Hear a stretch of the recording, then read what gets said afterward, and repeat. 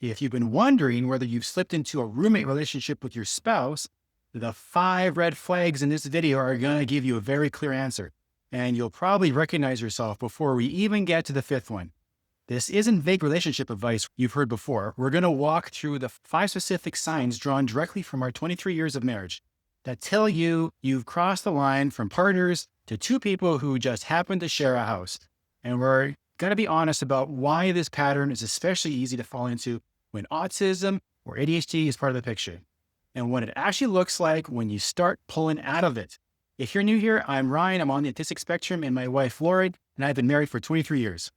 We make videos about real relationship dynamics that nobody prepares you for, particularly when neurodivergence is in the mix. I'm Lori. I have ADHD, which means I bring the emotional intensity and he brings the structure. Together, we've managed to build something genuinely functional, though the road to get there was not exactly smooth. We're not therapists or relationship counselors. Everything we share comes from what we've lived through, not from anything we studied in a school. Well, maybe a little about what we've studied in school. But if your relationship feels unsafe or abusive in any way, please reach out to a qualified professional. Red flag number 1 is that physical affection has disappeared between you. And I mean all of it, not just sexual intimacy. The hand on the shoulder when you walk past, the hug when one of you comes through the door, sitting close on the couch instead of at opposite ends. When those things stop, it's usually a signal that the connection underneath them is weakening too. And I'll be direct about my own experience here. When Lori and I were disconnected, physical intimacy dried up. And for me, that created a compounding problem. Physical closeness is one of the biggest ways I feel connected to Lori. When it was absent, I felt more disconnected. Feeling more disconnected made me feel resentful. Feeling resentful did not improve the situation. Part of the problem was that I hadn't yet understood that emotional connection tends to come before a physical connection, not the other way around. So I was operating with the equation backwards, and I kept making things worse. From my side, I want to say clearly that there are seasons in marriage where physical intimacy is simply not appropriate. Illness, stress, burnout, overwhelm, sensory overload. Those are all real for any person. During a hard stretch, I genuinely have nothing left to give. That's not rejection. That's my nervous system saying it's done. But romance still can and should happen even without physical intimacy. When romance is dead, that's a big issue. But here's what matters, especially with Ryan being on the autistic spectrum. He sometimes needs me to say that out loud and clearly. If he says, "Are we okay?" during one of those seasons, I have learned to say, "We are fine. I can see you and all you are doing. It's me that's not fine right now. Just stay close. I need you more than usual, just not in the way you might hope for." And that's okay. That takes effort, especially when I'm already running low. But that kind of clarity makes an enormous difference. The resolution here is as complicated as the underlying issues, but it does require honesty. You don't need to solve the physical intimacy gap today, but you do need to acknowledge that there is one. If the affection has gone, all of it, that's red flag number 1. Before we move on to the next one, I want to mention a free resource we put together that might help you tonight. It's called Reconnection in 10 Minutes Tonight. It's a simple, structured check-in guide that you can use with your partner to start building that emotional closeness. No big conversation required, no preparation, just 10 minutes and the guide. You'll find the link in the description below. It sounds small, but the couples who try it are usually surprised at how much it actually helps. Red flag number 2 is that depth has gone out of your conversations. You talk about schedule, you coordinate around the kids, you cover the logistics that keep the household running. But somewhere along the way, you stop actually talking to each other about anything real. I'll be honest about why this happened for me. I struggle with maintaining relationships. That's something I've had to come to terms with about myself. I don't naturally reach out. I don't actually check in. And I don't fully understand what Lori's connection needs look like or how consistently I needed to be meeting them. My default was to do my own thing, go off into my own projects, and then come back expecting everything to be fine. But it wasn't fine. She needed regular touch points. She needed me to actually talk to her. And here's what made it hard. She kept telling me She needed me to talk to her more, but I was trying and I was putting in genuine effort. But being told repeatedly that your effort isn't enough when you are actually trying harder is incredibly defeating. You think you're doing better and you're being told you're not. Wears you down. And I'll own my part of that as well, because I wasn't giving him feedback he could actually use. Telling someone to just talk more isn't a clear instruction, especially for someone who processes things differently. I needed to be more specific about what I was actually asking for. I didn't need to hear him talk more. I needed him to listen, empathize, and care, not solve my problems and move on. I wasn't doing that because teaching someone how to communicate wasn't what I thought I needed to do. And then I was frustrated that nothing was changing. We've both had to learn to communicate more precisely about what we need. If your conversation has defaulted to logistics and you can't remember the last time you talked about something that actually mattered to one of you, that's red flag number 2. Red flag number 3 is that your daily lives have split into 2 completely separate tracks. You wake up, handle your responsibilities, your partner handles theirs, and you occasionally cross paths for meals or bedtime, parallel lives under one roof. This one is deceptive because it looks functioning from the outside. Things are getting done, the household is running. Your kids or anyone looking in from the outside might not see anything wrong. But inside the relationship, you know you're just coexisting. You get along, things seem civil, but there's nothing beneath the surface. My pattern was going off to work on my own projects, things Lori had no visibility into, and then expecting everything to be fine. It wasn't. She felt left out of my life, not just my schedule. And because of how my brain works, I wasn't picking up on those cues. No, he wasn't. And one of the things that actually helped us turn this around was getting involved in something together. That's part of how this channel started. I suggested bringing me into what Ryan was doing online. And suddenly we had a shared project.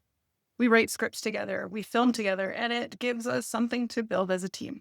Simple things like going on walks together or watching a favorite show together just to get caught up.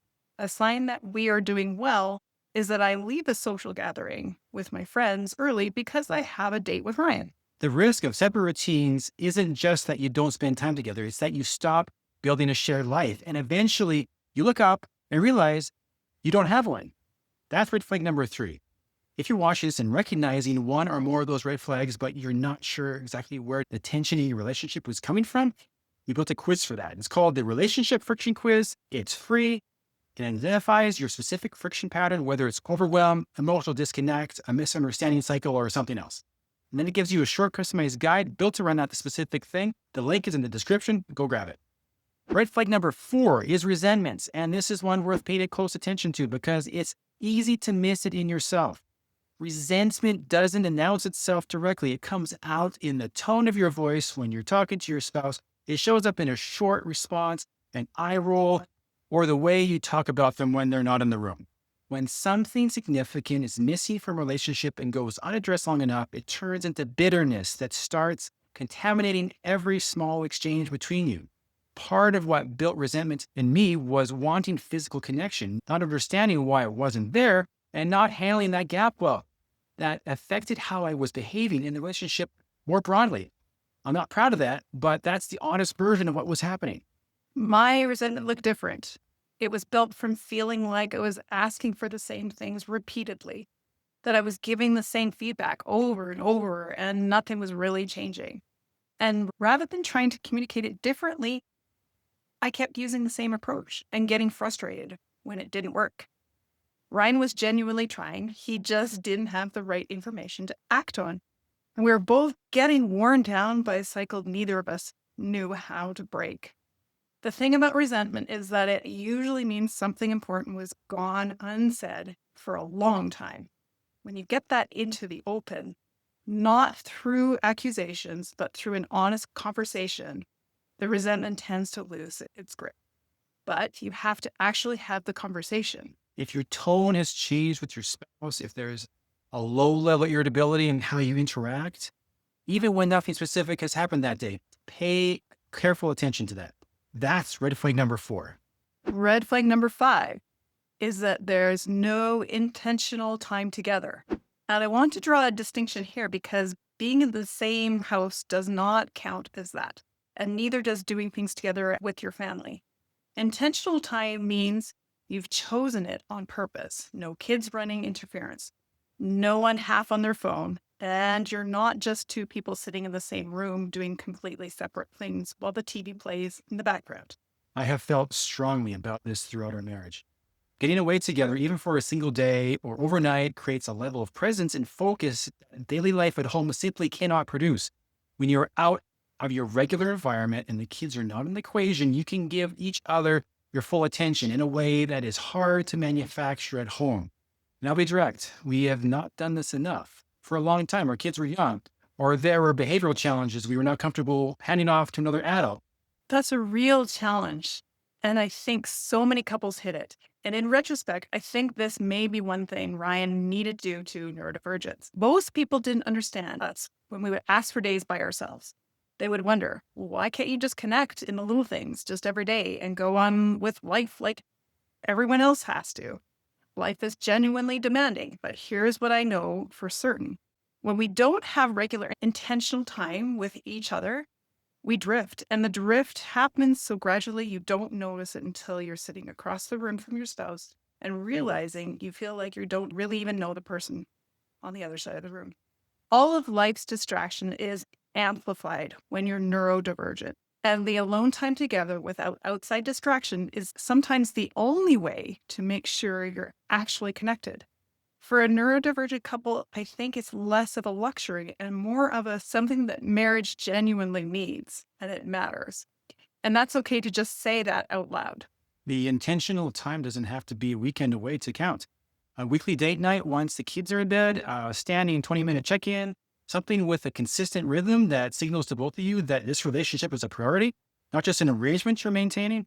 When that is absent, when the relationship runs entirely on autopilot with no dedicated time or scheduled adventures, that makes it really challenging. If there is no time you are looking forward to enjoy together, that's red flag number 5.